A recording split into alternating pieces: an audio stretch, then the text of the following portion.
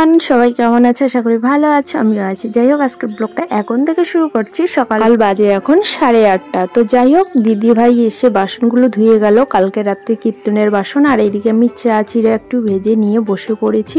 আর এইদিকে চাটা খেয়ে দুপুরের জন্য সবকিছু রেডি করলাম, মানে শুটকি মাছ, তারপরে দেখতেই পারছো। আর শাগালা এসেছিলো, ঢেঁকি শাক নিয়ে বাছি কুচি রেখে দিলাম। আর এই তারপরে বিছনাপাতগুলো গোছাচ্ছি। আর আজকে হচ্ছে স্কুল ছিল, ছেলে যায়নি, শরীর খারাপ, জ্বর এসছে রাত্রে, প্রচণ্ড পরিমাণে জ্বর, তাই জন্য ও স্কুল যায়নি। এইদিকে আমি রান্নাটা কমপ্লিট করে সব কাজবাজ করে দেখো ওকে এখন জল দিচ্ছি। আর প্রচুর গরম পড়েছে।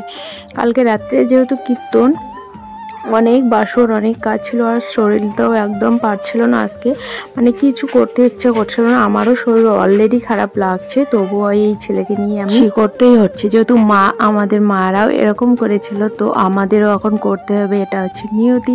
তো যাই হোক, মা হলেই বোঝা যায় আর সন্তানের কষ্ট বা জ্বালা যন্ত্রণা কীরকম লাগে। তো এই হচ্ছে। তারপরে বিকালবেলা কিন্তু গেছিলাম আমি একটু দোকানে, মানে দোকান যাব, ব্যাংকের কিছু টাকা পয়সার ব্যাপার আছে, ইন্ডিয়া করব, মানে ভুটান টাকা আছে, বাট্টা করতে হয় এখানটায়, যেহেতু ভুটান সামনে, সব ভুটান পয়সার কাজ, আর ভুটান পয়সা আবার বাট্টা করতে হয়।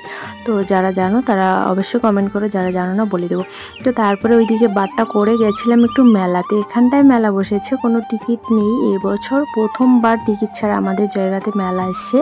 আর মেলাটা দেখতে গেছে, আর প্রচণ্ড পরিমাণে বৃষ্টি, একদিন আসবো তোমাদের শেয়ার করবো। আজকে শুধু একটু দেখছিলাম মেলাটা ঘুরে, কিছু নিব না, ডুবারও ইচ্ছে ছিল না। একটা দিদি এসছে আমার সঙ্গে, বলছিল চল ডুবি, তাই।